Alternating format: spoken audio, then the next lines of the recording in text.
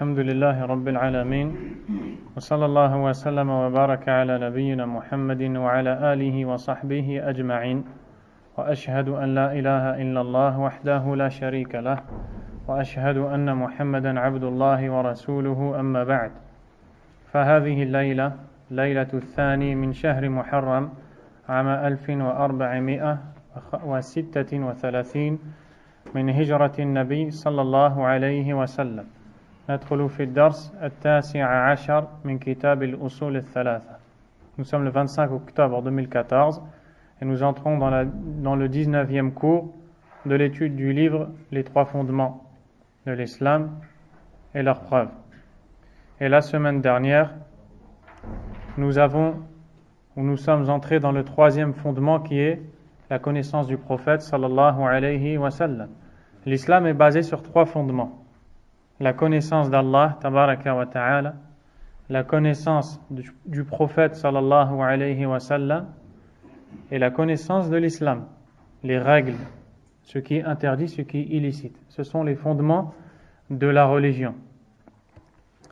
Et donc, la semaine dernière, nous avons parlé de la connaissance du prophète sallallahu alayhi wa sallam. Nous avons montré que chaque croyant doit connaître le prophète sallallahu alayhi wa sallam. Au minimum, il doit savoir 5 choses. Et on les a dit. Premièrement, il doit connaître son prénom, le nom de son père, de son grand-père. Au minimum, Muhammad ibn Abdullah, ibn Abdul Muttalib, ibn Hashim. Et savoir d'où est-ce qu'il vient. Il doit savoir d'où est-ce que venu le prophète sallallahu alayhi wa sallam. Ce n'est pas normal qu'un musulman ne connaisse pas d'où vient le prophète alayhi salatu wa salam.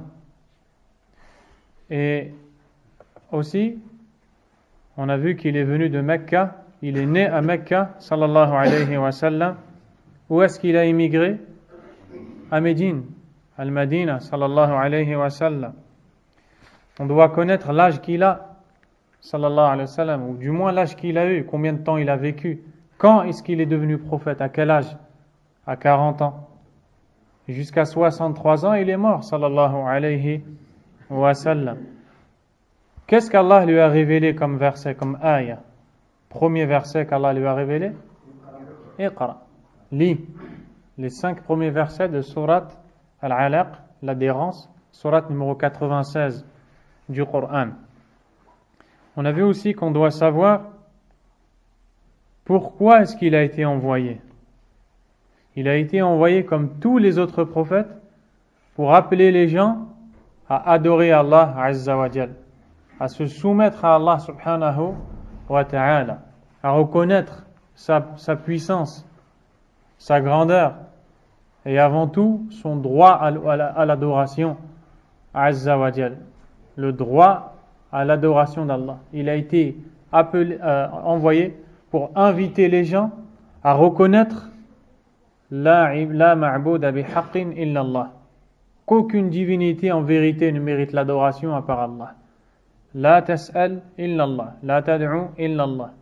Tu ne demandes qu'à Allah, tu n'invoques que Allah. C'est pour cela qu'il a été envoyé sallallahu alayhi wa sallam. L'auteur a dit, قال المؤلف رحمه الله بعثه الله بالنذارة عن الشرك ويدعو إلى التوحيد والدليل قوله تعالى يا أيها المدثر قم فأنذر وربك فكبر وثيابك فطهر والرجز فاهجر ولا تمنن تستكثر ولربك فاصبر.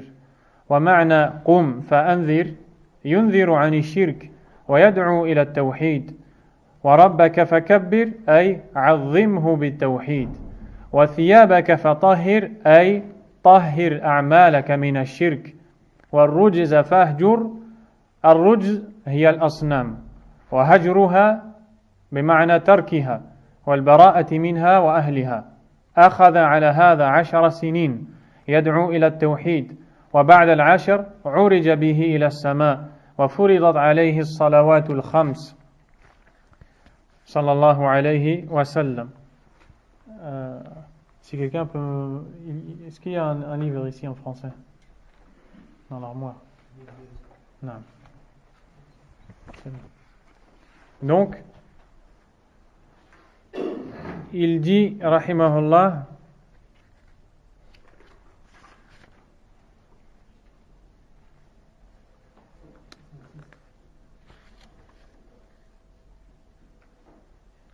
Allah l'a envoyé pour mettre en garde contre le polythéisme et pour prêcher l'unicité d'Allah. Tous les prophètes ont été envoyés pour cela. Ils ont tous la même kalima, la même parole. Ya qawmi ibudullah, ma lakum min ilahin ghayru. Ô mon peuple, adorez tous Allah. Vouez le culte à Allah, n'adorez qu'Allah. Vous n'avez aucune divinité en dehors de lui, en réalité, qui mérite l'adoration. Pourquoi? Parce qu'Allah Azza wa Jal est le seul qui nous a créés. خلقنا وحده ورزقنا وحده ودبر أمورنا وحده وحفظنا وحده وعلمنا وحده. Il nous a créés seul. Il nous a donné rizq, la subsistance, seul. Il nous a enseigné. Il nous a guidés. Tout ça là, il l'a fait seul. Donc il est le seul à devoir être adoré, subhanahu wa ta'ala. Et adorer un autre qu'Allah est la pire des injustices et la plus grande des ingratitudes envers Allah. أعظم الظلم الشرك بالله عز وجل. Et c'est pour cela qu'ils ont tous été envoyés. Et Allah tabaraka wa ta'ala lui a dit Ya ayyuhal muddathir qum fa'anzir. Ce qui veut dire ô toi le revêtu d'un manteau, lève-toi et avertis. Pourquoi est-ce qu'Allah l'a appelé comme ça?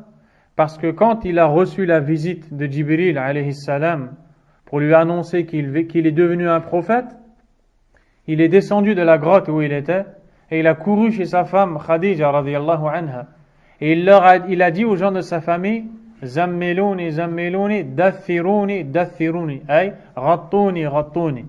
Couvrez-moi, couvrez-moi. Et donc quand ils l'ont couvert, par la suite Allah lui a révélé ce verset Ya ayyuhal muddathir anta al-mughatta. Ô toi qui es revêtu d'un manteau qui est couvert. Qum. يعني الآن عندك عمل وظيفة. أنت رسول. قم. ماذا تفعل؟ فأنذر. أنذر الناس. خوفهم بالله عز وجل. Il dit, ce qui veut dire lève-toi et avertis. C'est-à-dire lève-toi à partir de maintenant, un grand travail t'attend. Tu dois appeler les gens à l'adoration d'Allah tabaraka wa ta'ala. À partir de ce jour-là, tu ne connaîtras pas le repos. Tu vas travailler tous les jours et toutes les nuits et chaque instant, à chaque endroit, tout le temps. Tu appelleras les gens à adorer Allah Azza wa Jal. Qum fa'anzir. Lève-toi et avertis. Qu'est-ce que veut dire avertis? C'est-à-dire, avertis les gens que si ils continuent à adorer les idoles, ibadatul asnam, min dunillah, au lieu d'invoquer Allah tabaraka wa ta'ala, avertis-les qu'un châtiment douloureux les attend de la part de celui qui les a créés, eux et leurs idoles. Montre-leur que s'ils continuent dans ce chemin, ils seront voués à la perte, ils seront perdus. Wa rabbaka fakabbir. Proclame la grandeur de ton Seigneur. ومعنى التكبير هنا التعظيم أي عظم الله عز وجل. Proclame la grandeur d'Allah, manifeste-le dans tes actions, dans tes paroles, dans ton comportement. Montre qu'Allah tabaraka wa ta'ala est immense, il est plus grand que tout, il est tout puissant, subhanahu wa ta'ala. Et appelle les gens à croire à ça et à l'adorer seul. وَثِيَابَكَ فَطَهِّرْ. Purifie tes vêtements. De quoi est-ce qu'il parle ici? Il ne parle pas des vêtements qu'on porte sur le corps, mais il parle du amal, des actions pieuses qui doivent être purifiées. Elles doivent être pures, on ne doit les faire que pour Allah Azza wa Jal. طهر أعمالك من الشرك واجعلها خالصة لله. Purifie tes vêtements, c'est-à-dire tes actes du polythéisme, de l'association. Et on peut nommer les actions libas, vêtements. Allah Azza wa Jalla a dit wa libasu taqwa dhalika khair. Wa taqwa al-amal as-salihah. فسماها لباسا إذن وثيابك فطهر أي أعمالك الصالحة طهرها. Purifie tes vêtements comme Allah Azza wa Jal a nommé taqwa, c'est-à-dire la piété. C'est un mot qui englobe toutes les bonnes actions. Il dit subhanahu wa ta'ala et le vêtement de la piété est meilleur. Les actions pour l'homme sont comme un vêtement pour lui. D'ailleurs, regardez, quand Adam alayhi salam a désobéi à Allah subhanahu wa ta'ala, Allah lui a enlevé ses vêtements subhanahu wa ta'ala. Donc celui qui fait des bonnes actions, c'est comme si qu'il était couvert. Et celui qui fait des péchés, c'est comme si qu'il était découvert. Donc ces vêtements, ce sont les actions. Il faut les purifier. De quoi? Du shirk billah, de l'adoration d'autre qu'Allah. Écarte-toi de toute souillure. Warrujza fahjur. Et écarte-toi de toute souillure, c'est-à-dire ibta'id anil asnam. Wa ba'idha ank. Éloigne-toi de ces idoles et éloigne-les de toi. Jusqu'à la fin des versets qui ont été révélés par Allah tabaraka wa ta'ala. Donc dans ce verset, Allah Azza wa Jal appelle le prophète sallallahu alayhi wa sallam et lui donne l'ordre, à partir de la révélation de ce verset, de remplir ce devoir, cette mission, d'appeler les gens à Allah Azza wa Jal, et c'est la religion de tous les prophètes. Le prophète sallallahu alayhi wa sallam a appelé les gens à Allah à Mecca pendant 10 ans sans aucune autre obligation, ni la prière, ni la zakat, ni le pèlerinage, ni rien de tout ça. C'est-à-dire les 10 premières années qu'il a passées à Mecca de 40 ans à 50 ans, il ne faisait que de dire aux gens Ayyuhan nas, qulu la ilaha illallah tuflihu. Ô vous les gens, dites que le seul qui mérite l'adoration est Allah, et alors vous réussirez. Et les gens lui répondaient Aja'ala al-alihata ilahan wahida inna hadha la shay'un ujab. Va-t-il réduire nos divinités à une seule divinité? C'est vraiment étonnant. Ils n'ont pas accepté. Et le prophète a continué sallallahu alayhi wa sallam pendant 10 ans.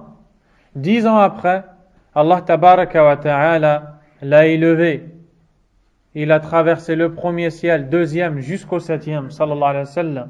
Il a rencontré tous les anges. Il a rencontré tous les prophètes. Il a vu le paradis, il a vu l'enfer. Il a vu la maison dans laquelle il va vivre au paradis. Tout cela en étant vivant avec son corps. Et ce n'est pas en rêve. Sallallahu alayhi wa sallam. Et d'ailleurs, quand le prophète alayhi salatu wa sallam est monté la nuit de l'ascension nocturne, quand il est redescendu, il est allé voir Quraysh et il leur a dit j'ai vu le paradis, l'enfer, les anges, les prophètes, j'ai été à Bayt al-Maqdis, la maison sacrée, l'endroit sacré qui se trouve en Palestine, et ensuite j'ai traversé les 7 cieux, et ils ont commencé à rire et à se moquer de lui. Et ils ont été voir Abu Bakr radiyallahu anhu. Ya Abu Bakr, sami'ta madha yaqulu sahibuka hadha? Est-ce que tu as entendu ce que ton camarade a dit? يقول بأنه ذهب إلى البيت المقدس ثم عرج به إلى السماء السابعة ورأى الملائكة والجنة والنار. Il dit qu'il a été jusqu'en Palestine en une nuit. Ensuite il est monté les 7 ciels. Ensuite il a vu le paradis, l'enfer, les anges et tous les prophètes. Abu Bakr radiyallahu anhu a dit وإني أصدقه في أعظم من هذا أصدقه في أنه ينزل إليه الوحي من السماء. Abu Bakr a dit, moi je crois à quelque chose de plus grand que ça encore. Je crois qu'il reçoit la révélation qui vient du ciel. Et c'est pour ça qu'on l'a appelé Abu Bakr as-Siddiq. As-Siddiq, ça veut dire celui qui croit en la véracité de celui qui lui a donné une information. Et c'est dans cette nuit-là qu'Allah tabaraka wa ta'ala lui a légiféré les 5 prières. Et le hadith, il est connu. Le prophète sallallahu alayhi wa sallam a rencontré Moussa au 5e ciel. Et une erreur peut-être? Au 6e ou au 5e?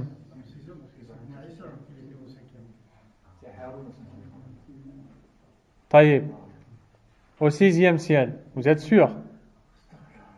Taïb. Le prophète sallallahu alayhi wa sallam a rencontré Moussa au 6e ciel. Et donc il est monté, il a parlé avec Allah subhanahu wa ta'ala. Allah lui a légiféré 50 prières par jour. Ensuite, il est descendu. En chemin, il a rencontré Moussa alayhi salam. Moussa lui a dit, qu'est-ce qu'Allah t'a demandé de faire? Le prophète alayhi salatu wassalam lui a dit 50 prières. Moussa lui a dit, retourne. Ton Seigneur retourne, ta communauté ne pourra pas supporter. Retourne, ta communauté ne pourra pas supporter. Le prophète sallallahu alayhi wa sallam, c'est bien au 6e ciel, est remonté et a demandé à Allah azza wa jalla de diminuer le nombre de prières. Allah lui en a enlevé 5. Il est revenu. Moussa lui a dit retourne. Allah lui en a enlevé 5. Il est revenu et Moussa n'a cessé de lui dire retourne et demande-lui. Retourne et demande-lui. Ta communauté ne va pas supporter. Jusqu'à ce qu'il en a laissé que 5. Moussa lui a dit retourne et demande-lui. Subhanallah. Et le prophète alayhi salatu wassalam a eu honte de demander à Allah. Alors qu'au début c'était 50 prières et maintenant c'est 5. Et Allah lui a dit avec la récompense de 50. Alhamdulillah ala fadlih. Loué soit Allah subhanahu wa ta'ala pour ses grâces. Et donc, ça c'est l'histoire de la prière. Quand Allah te l'a légiféré. As-salat, la prière, Allah tabaraka wa ta'ala l'a légiféré alors que le prophète sallallahu alayhi wa sallam était au ciel. Et Allah lui a parlé directement. Alors que pour toutes les autres actions, zakat, hajj, siyam, le pèlerinage, le jeûne, l'aumône, il l'a fait par l'intermédiaire de Jibril alayhi salam qui venait lui dire Amaraka rabbuk, awha ilayka rabbuk, ton Seigneur t'a dit, ton Seigneur t'a révélé. Et regardez, subhanallah, quand il s'agit de la prière, c'est Allah qui a parlé directement au prophète sallallahu alayhi wa sallam. Et aujourd'hui, on délaisse la prière, on néglige la prière. Qu'Allah tabaraka wa ta'ala nous pardonne. Nas'allah an yaghfira lana wa yahdiyana ilayh. L'imam a dit وصلى في مكة 3 سنين إذن استكمل 13 سنة وبعدها أمر بالهجرة إلى المدينة. L'auteur a dit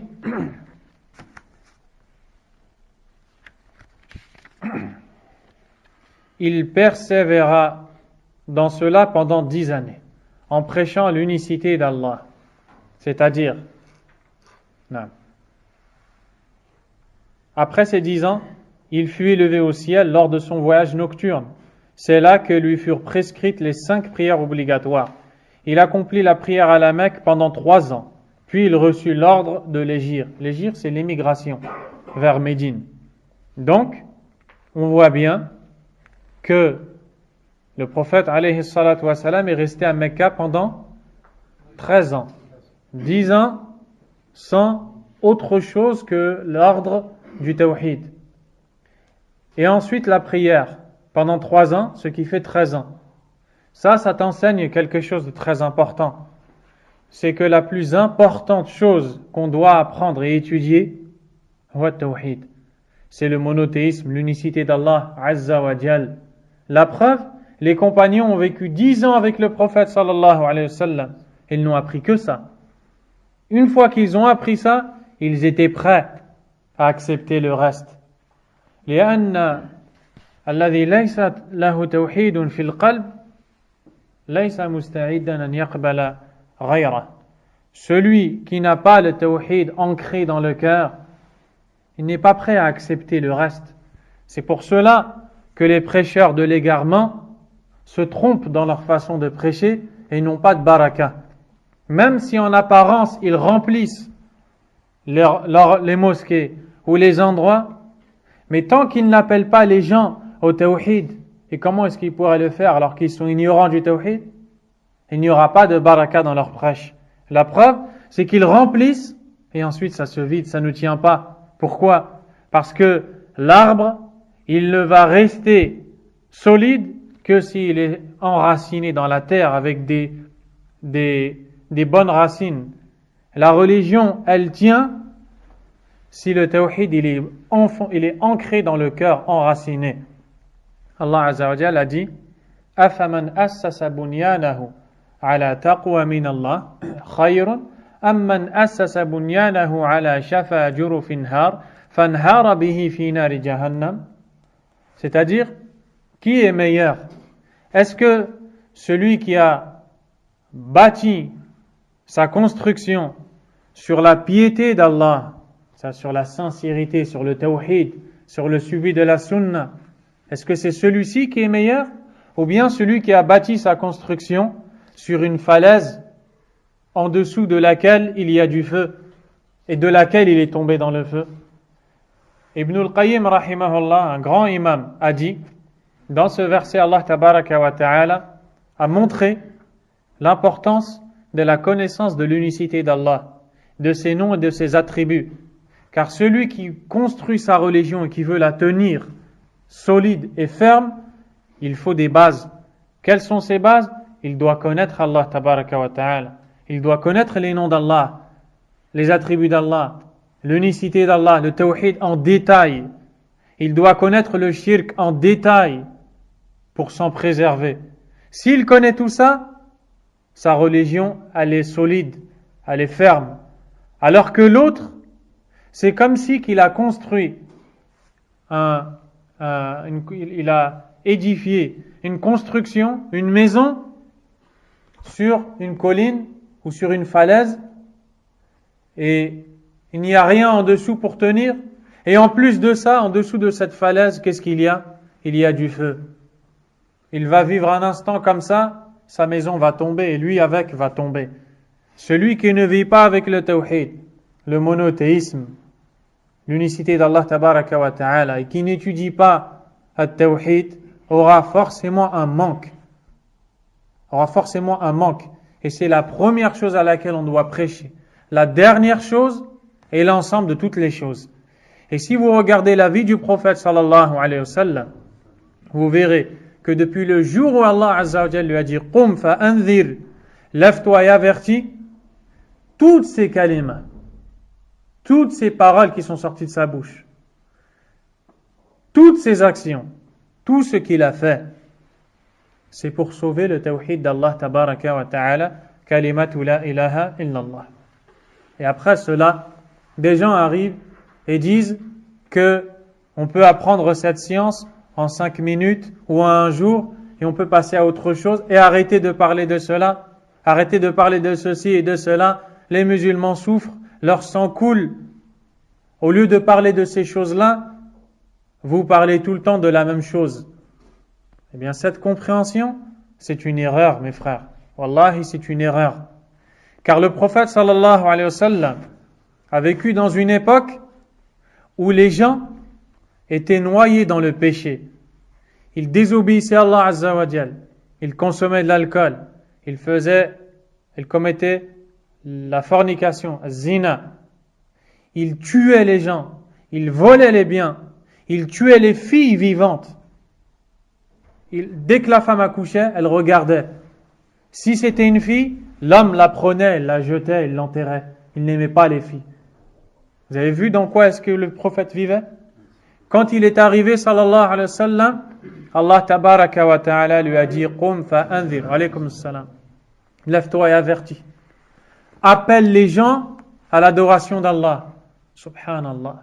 Pourquoi est-ce qu'il n'a pas dit à Allah Qum fa qul linnas bi'annahu la yajuzu lahum qatlu al-banat wa la yajuzu lahum shurb al-khumur wal-qatl wa-sariqa.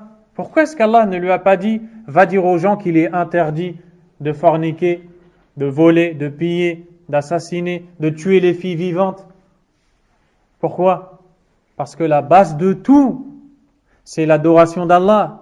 Le plus grand crime, la chose la plus mauvaise, c'est d'adorer un autre qu'Allah, subhanahu wa ta'ala. Ashirku billah, a'zamu wa akbaru wa akhtar min qatl al-banat. Wa in kana qatl al-banat 'aziman 'inda Allah. Même si tuer les filles, c'est très grave chez Allah. Adorer un autre qu'Allah, c'est pire. Celui qui jure par un autre qu'Allah, azza wa jal, et qui dit wa ra's ummi, il dit je jure sur la tête de ma mère, de mon père, la tombe de. Celui qui jure comme ça, c'est pire qu'assassiner quelqu'un chez Allah. Wallahi wa rabbil Ka'ba. C'est pire que de tuer quelqu'un. Si tu vois quelqu'un tuer une personne dehors, qu'est-ce que tu vas dire? Mais si tu vois quelqu'un jurer par un autre qu'Allah, azza wa jal, est-ce que tu vas réagir de la même façon? À cause de quoi? À cause des prêcheurs à l'égarement. Ceux qui ne savent pas appeler les gens à l'islam, car ils n'ont pas étudié l'islam, car ils sont fainéants. Ils ne veulent pas étudier, ils veulent juste parler dans la religion, mais ils ne savent même pas de quoi ils parlent. Et ça n'a rien à voir avec la voix du prophète Mohammed sallallahu alayhi wa sallam. Le prophète sallallahu alayhi wa sallam a vécu pendant 13 ans à Mecca, il appelait les gens. Qulu la ilaha illallah, qulu la ilaha illallah, qulu la ilaha illallah. Dites la ilaha illallah. Et les gens tuent leurs filles. Et les gens... Alaykum salam wa rahmatullah. Les gens assassinent, les gens volent, les gens commettent la fornication. Donc ceux qui disent, pourquoi est-ce que vous êtes tout le temps en train de parler du tawhid alors que les musulmans meurent, alors que c'est comme si qu'ils critiquaient le prophète sallallahu alayhi wa sallam. Et c'est comme si qu'ils disaient, pourquoi il leur a dit, dites la ilaha illallah, alors que les filles étaient tuées, alors que les biens étaient pillés et les gens étaient assassinés injustement. La réponse, c'est que vous n'avez pas compris la da'wa des anbiya, le prêche des messagers. Da'wa, ce n'est pas qu'un mot. Ce n'est pas juste un mot ou un vêtement avec lequel on s'embellit, mais il faut comprendre l'importance de cette fonction, la fonction des prophètes, alayhim salatu wassalam. Et si Allah a choisi les messagers pour la da'wa, c'est pour montrer l'importance de cette chose et que tout le monde ne peut pas le faire. Seuls ceux qui ont al-ilm, la connaissance en détail, peuvent appeler Allah tabaraka wa ta'ala. Quand tu vas aller prêcher et tu vas dire aux gens que l'islam est la vraie religion, ils vont te poser des questions. Tu ne sauras pas répondre, peut-être. Et beaucoup de gens ne savent pas répondre. Ils ont honte de ne pas répondre. Alors qu'est-ce qu'ils font? Ils tombent dans le piège. Ils répondent et ils commencent à parler de choses qu'ils ne connaissent pas. Ils égarent les gens au lieu de les guider. Pourquoi? Pour plaire aux autres, pas pour plaire à Allah. Combien de gens veulent aller prêcher Allah Azza wa Jal, mais ne savent même pas prononcer une phrase correctement en arabe? Ayu da'watin hadhi? Quel est ce prêche dont tu parles? Pourquoi tu t'épuises? Tu perds ton temps à aller faire telle et telle chose, alors que Suratul Fatiha, tu ignores son sens. Pourquoi tu te donnes un rôle que tu n'as pas, alors que un hadith, tu ne connais pas ce qu'il veut dire? Mada taqulu lillahi azza wa jal. Tu ne t'es même pas sauvé de l'enfer toi-même que tu veux sauver les autres. À l'image de quelqu'un qui veut appeler les gens à Allah, à l'image de quelqu'un, na'am, qui veut aller soigner un malade. Il vient à l'hôpital, il se met à côté du malade, il aimerait tant le soigner, mais il ne connaît rien de la médecine et il reste debout devant lui. Qu'est-ce que tu fais là? J'ai envie de le soigner. Soigne-le. Je ne sais pas comment faire. Je ne sais pas quelle maladie il a. Et toi, tu es malade. Toi, tu es malade. Soigne-toi et soigne les autres après quand tu seras capable. Nas'Allah Azza wa Jal min fadlih. Cette chose-là, c'est important. C'est très important de la comprendre. Wallahi. Car on vit dans une époque où les gens de la bid'a, les innovateurs, wal'iyadhu billah, essayent d'éloigner les gens de la sunna, d'éloigner les gens du tawhid, en disant ces gens-là sont durs, ces gens-là ne pensent que à faire du mal pour les musulmans, ces gens-là ne veulent que diviser les musulmans, ces gens-là sont wahhabiyya. et il leur donne des noms et ainsi de suite. Et tout cela n'a rien à voir. بيننا وبينكم كتاب وسنة نفتح القرآن ونقرأ ماذا يقول ونقرأ السنة. On lit le Coran, on lit la Sunna et on regarde ce qui s'y trouve et on s'y conforme et le met en pratique. وبعدها أمر بالهجرة إلى المدينة. Et après, il a reçu l'ordre d'Allah, subhanahu wa ta'ala, d'émigrer vers Médine. Al-Hijra, l'émigration, وَمَا أَدْرَاكَ مَا هِيَ. Et ô combien est importante cette adoration qui est l'émigration. Al-Sheikh Al-Uthaymin rahimahullah ta'ala a dit qu'Allah tabaraka wa ta'ala a ordonné à son prophète sallallahu alayhi wa sallam de quitter la ville de Mecca et de se rendre à Médine. Parce que dans la ville de Mecca, il l'empêchait de pratiquer sa religion correctement, comme Allah le voulait. Il l'empêchait de prêcher à la vérité. Il battait les musulmans. Dès qu'il y avait un nouveau converti, il le battait. Ils en ont même tué, juste parce qu'il disait la ilaha illallah. Il reconnaissait l'unicité d'Allah, subhanahu wa ta'ala. Au mois de Rabi' al-Awwal, de l'an 13 de la bi'tha, c'est-à-dire de l'envoi en tant que messager, le prophète avait 53 ans, sallallahu alayhi wa sallam. Le prophète a immigré, il a quitté la Mecque et il a été à Médine, sallallahu alayhi wa sallam. Mecca était la ville préférée, le meilleur endroit au monde dans le cœur du prophète, sallallahu alayhi wa sallam. Allah tabaraka wa ta'ala lui a donné l'ordre de quitter cette ville et d'aller à Médine pour s'y installer. Ceci après avoir vécu 13 ans à Mecca. Il a donné, il a dépensé, il s'est fatigué, il a enduré, sallallahu alayhi wa sallam. Il a appelé les gens à Allah avec science. Il a appelé les gens à Allah tabaraka wa ta'ala avec connaissance. Il a enseigné aux gens les bases de la religion, alayhi salatu wa salam. Mais Allah a dit, وَقَالَ الَّذِينَ كَفَرُوا لَا تَسْمَعُوا لِهَذَا الْقُرْآنِ وَالْغَوْا فِيهِ لَعَلَّكُمْ تَغْلِبُونَ. الْغَوْا فِيهِ أي إذا سمعتم قراءته ارفعوا أصواتكم حتى لا تسمعوا قراءته.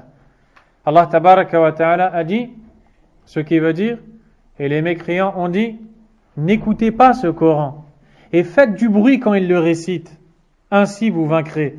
C'est-à-dire, ne l'écoutez pas, n'écoutez pas la vérité. Et s'il récite devant vous, faites du bruit, parlez fort, levez la voix, pour que vous ne l'écoutiez pas et pour que les gens ne l'entendent pas aussi. Donc Allah Azza wa Jal l'a demandé de quitter Mecca. Il a obéi à Allah subhanahu wa ta'ala et il a quitté, il s'est rendu à Médine sallallahu alayhi wa sallam. Et dans le chemin, sallallahu alayhi wa sallam, le chemin, il faut savoir que l'émigration a pris 12 jours. C'est-à-dire que pendant 12 jours, comme l'a dit Ibn al-Qayyim rahimahullah, le prophète marchait de la Mecque vers Médine dans un désert avec des rochers rouges, des pierres rouges. Ceux qui ont été l'ont vu dans la route. Pendant 12 jours, sallallahu alayhi wa sallam. Et quand ils sont arrivés dans la grotte pour se cacher en cours de route, les kuffars de Quraysh sont allés aux trousses du prophète sallallahu alayhi wa sallam pour le rattraper, parce qu'ils savent que s'il quitte Mecca et qu'il va s'installer à Médine, les musulmans vont se renforcer et peut-être qu'ils vont revenir après, reconquérir la Mecque. Donc ils ont été pour le rattraper. Le prophète était caché dans la grotte avec Abu Bakr radiyallahu anhu. Et les kuffars sont arrivés. Ils se sont rapprochés de la grotte. Si bien que si l'un d'entre eux regardait à l'endroit de ses pieds, il les aurait vus. Ils étaient devant eux comme moi je suis devant toi. Et pourtant Allah Azza wa Jal les a aveuglés. Non pas avec les toiles d'araignée, ni avec les oiseaux ou autres. هذه قصص ضعيفة ليست بصحيحة. Ces choses-là sont infondées. Il n'y a pas la toile d'araignée, ni les pigeons, ni rien de tout cela. Mais Allah tabaraka wa ta'ala a fait qu'ils ne l'ont pas vu, sallallahu alayhi wa sallam. Abu Bakr radiyallahu anhu a dit, Ya Rasulallah, لو في المعنى لو أبصر أحد منهم إلى قدميه لأبصرنا. Ô messager d'Allah, si l'un d'entre eux regarde à l'endroit de ses pieds, il va nous voir. Le prophète alayhi salatu wa salam lui a dit, Ma dhannuka bithnayn, Allahu thalithuhuma. Ô Abu Bakr, que dis-tu de deux individus dont Allah est le troisième qui les accompagne? C'est-à-dire, est-ce que tu crois qu'on va être perdu? Nous sommes deux, ils sont pleins, mais Allah est avec nous, subhanahu wa ta'ala. Puis il lui a dit, La tahzan, inna Allah ma'ana. Ne t'attriste pas, Allah est avec nous. Ta'ammal, médite cette parole. Pourquoi est-ce qu'il ne lui a pas dit, La takhaf, inna Allah ma'ana. N'aie pas peur, Allah est avec nous. Abu Bakr radiyallahu anhu, imam fi tawhid, imam fi ta'zimillah. C'est un imam, un guide, un exemple, un modèle dans la concrétisation, dans la mise en pratique du tawhid. Il ne craint qu'Allah azza wa jalla, il n'a pas peur. Il est triste pour le prophète sallallahu alayhi wa sallam, c'est tout. C'est tout ce qui le préoccupe. Que s'ils le voient, ils feront du mal au prophète sallallahu alayhi wa sallam. C'est pour ça qu'il a été attristé. À part ça, il n'a peur de personne. C'est pour ça que le prophète lui a dit La tahzan, ne t'attriste pas, et ne lui a pas dit La takhaf, li'annahu ma kana yakhaf, radiyallahu anhu. Il n'avait pas peur qu'Allah azza wa jalla l'agrée. Puis Allah les a protégés, ils sont arrivés à Médine et ils s'y ont installés. L'auteur a dit والهجرة الانتقال من بلد الشرك إلى بلد الإسلام والهجرة فريضة على هذه الأمة من بلد الشرك إلى بلد الإسلام وهي باقية إلى أن تقوم الساعة. والدليل قوله تعالى إن الذين توفاهم الملائكة ظالمي أنفسهم قالوا فيما كنتم أي كيف كان حالكم في الدنيا قالوا كنا مستضعفين في الأرض قالوا ألم تكن أرض الله واسعة فتهاجروا فيها فأولئك مأواهم جهنم وساءت مصيرا إلا المستضعفين من الرجال والنساء والولدان لا يستطيعون حيلة ولا يهتدون سبيلا فأولئك عسى الله أن يعفو عنهم وكان الله عفوا غفورا. L'auteur a dit l'hégire est l'émigration d'un pays mécréant vers un pays musulman. L'hégire est obligatoire à tout membre de cette communauté et le restera jusqu'à ce que la dernière heure survienne. La preuve en est la parole d'Allah Azza wa Jal, c'est la traduction. Ceux qui se sont fait du tort à eux-mêmes, les anges recueilleront leurs âmes et diront, où en étiez-vous dans votre religion? Ils diront, nous étions contraints et maltraités sur terre. La terre d'Allah n'était-elle donc pas assez vaste pour que vous puissiez émigrer? Voilà ceux dont le refuge sera l'enfer, et quelle bien mauvaise destination. Sauf ceux qui étaient vraiment incapables parmi les hommes, les femmes et les enfants, qui n'avaient aucun moyen d'émigrer et ne trouvèrent personne pour les guider. Ceux-là, Allah leur effacera leurs péchés, Allah efface les péchés et pardonne les fautes. Maintenant, l'auteur va parler de al-hijra, l'émigration. Al-Sheikh al-Uthaymin rahimahullah ta'ala a dit al-hijra fi al-lugha ma'khudhatun min al-hajr wa huwa at-tark. Hajara bima'na taraka. Hajara baladan ay taraka baladan. Dans le sens linguistique, le mot hijra signifie l'abandon ou encore le délaissement. Wa amma fi shar' فهو الانتقال من بلد الشرك إلى بلد الإسلام. Quant au sens religieux de l'émigration, c'est le fait d'abandonner le pays de shirk, de mécréance, pour rejoindre le pays de l'islam. وبلد الشرك هو الذي تقام فيه شعائر الكفر ولا تقام فيه شعائر الإسلام كالأذان والصلاة جماعة والأعياد والجمعة على وجه عام شامل وإنما قلنا على وجه عام شامل ليخرج ما تقام فيه هذه الشعائر على وجه محصور كبلاد الكفار التي فيها أقليات مسلمة فإنها لا تكون بلاد إسلام بما تقيمه الأقليات المسلمة فيها من شعائر الإسلام أما بلاد الإسلام فهي البلاد التي تقام فيها هذه الشعائر على وجه عام شامل.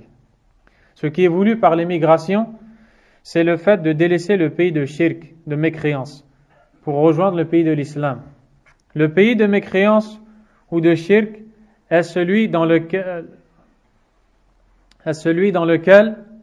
on y voit les symboles ou les emblèmes de la mécréance qui sont mis en pratique et dans lequel les emblèmes de l'islam, les choses qui sont légiférées par Allah, qui sont un symbole de l'islam, ne sont pas mises en pratique, comme l'appel à la prière en groupe, les prières du Eid, le Jumu'ah, de façon générale, c'est-à-dire dans tout le pays.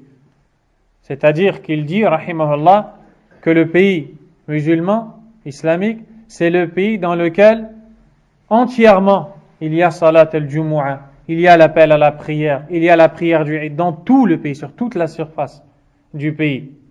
Il donne cette condition pour dire que dans certains pays de kuffar, il y a ces choses-là, mais chez des minorités, dans quelques coins, mais pas dans tout le pays. Ce n'est pas un symbole pour le pays entier. C'est comme ça qu'on reconnaît un pays musulman. Il dit que les autres pays sont les pays du kufr, de la mécréance. Puis il dit الهجرة واجبة على كل مؤمن لا يستطيع إظهار دينه في بلد الكفر فلا يتم إسلامه إذا كان لا يستطيع إظهاره إلا بالهجرة وما لا يتم الواجب إلا به فهو واجب. L'émigration est une obligation qui incombe à chaque musulman ne pouvant pas mettre en pratique tout ce qu'Allah Azza wa Jal lui a légiféré dans le pays de mécréants. Ainsi, son islam ne deviendra complet que lorsqu'il mettra en pratique de façon apparente et non cachée sa religion. Car le moyen qui mène à l'obligation est lui-même une obligation. Donc si pour mener cette obligation, il faut employer ce moyen de quitter cet endroit devient une obligation. قال الشيخ العثيمين رحمه الله في هذه الآية دليل على أن هؤلاء الذين لم يهاجروا مع قدرتهم على الهجرة أن الملائكة تتوفاهم وتوبخهم وتقول لهم ألم تكن أرض الله واسعة فتهاجروا فيها وأما العاجزون عن الهجرة من المستضعفين فقد عفى الله عنهم لعجزهم عن الهجرة ولا يكلف الله نفسا إلا وسعها. Le cheikh dit dans ce verset, celui que vous venez d'entendre, Allah tabaraka wa ta'ala nous donne une preuve que ceux qui n'ont pas émigré, malgré la capacité qu'ils avaient à le faire, les anges qui retireront leurs âmes leur diront, la terre d'Allah n'était-elle pas assez vaste pour que vous puissiez émigrer? Quant à ceux qui étaient incapables, Allah Azza wa Jal leur pardonnera car il n'impose pas à une âme ce qu'elle ne peut pas supporter. Les savants du tafsir, et vous retournerez si vous voulez au tafsir d'Ibn Kathir rahimahullah, ont dit que ce verset est révélé à des personnes qui n'ont pas quitté Mecca alors qu'elles pouvaient le faire. Elles devaient sortir de Mecca et rejoindre les musulmans à Médine, mais elles sont restées à Mecca. Allah tabaraka wa ta'ala a révélé ce verset pour blâmer ces personnes, ceux qui se sont fait du tort à eux-mêmes.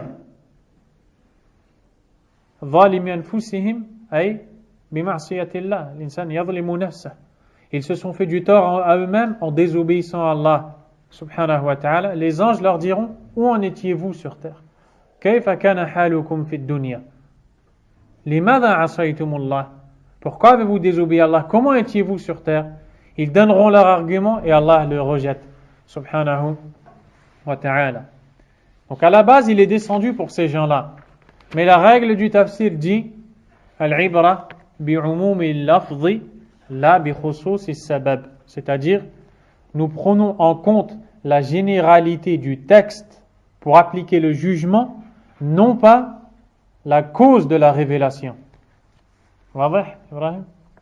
On prend en compte pour appliquer le jugement la généralité du texte, pas la cause de la révélation. Car si on dit que la cause de la révélation de ce verset, ce sont ces personnes qui n'ont pas émigré, on dirait, c'est la cause. Mais si on dirait que ce verset ne concerne que la cause pour laquelle il a été révélé, donc c'est comme si qu'il n'est plus valable. Donc si on dit cette parole, tous les versets qui sont révélés pour des causes ne sont plus valables? La réponse est non. Allah Azza wa Jalla a révélé le Coran pour nous éduquer, pour qu'on prenne exemple du prophète sallallahu alayhi wa sallam, pour qu'on ne tombe pas dans les erreurs dans lesquelles sont tombés autres avant nous. Wa qawluhu ta'ala Ya ibadiya alladhina amanu inna ardi wasi'atun fa iyaya fa'budun. قال البغوي رحمه الله تعالى عليكم السلام سبب نزول هذه الآية في المسلمين الذين بمكة لم يهاجروا ناداهم الله باسم الإيمان. Deuxième verset, la traduction. Ô vous mes créatures qui avez la foi, ma terre est vaste, n'adorez donc que moi. L'auteur a dit, Al-Baghawi, imam al-Mufassir, un grand exégète du Coran, a expliqué ce verset ainsi. Ce verset est descendu au sujet des musulmans de la Mecque qui n'avaient pas émigré. Allah les a alors interpellés au nom de la foi. C'est-à-dire qu'Allah tabaraka wa ta'ala leur a dit Antum mu'minun kana yanbaghi an tuhajiru مع رسول الله صلى الله عليه وسلم لأن أهل الإيمان يهاجرون معه. Allah les a appelés par la foi, c'est-à-dire vous êtes croyants, alaykoum salam. Et vous les croyants, de par votre foi, vous auriez dû émigrer avec le prophète sallallahu alayhi wa sallam. C'est ainsi qu'Allah Azza wa Jalla les a appelés afin qu'ils émigrent. On s'arrête ici, Inch'Allah ta'ala, et on reprend la semaine prochaine, Inch'Allah. Wallahu a'lam, wa sallallahu wa sallam wa baraka ala nabiyyina Muhammad, wa ala alihi wa ashabihi ajma'in. Subhanakallahumma wa bihamdik, ashhadu an la ilaha illa anta astaghfiruka wa atubu ilayk.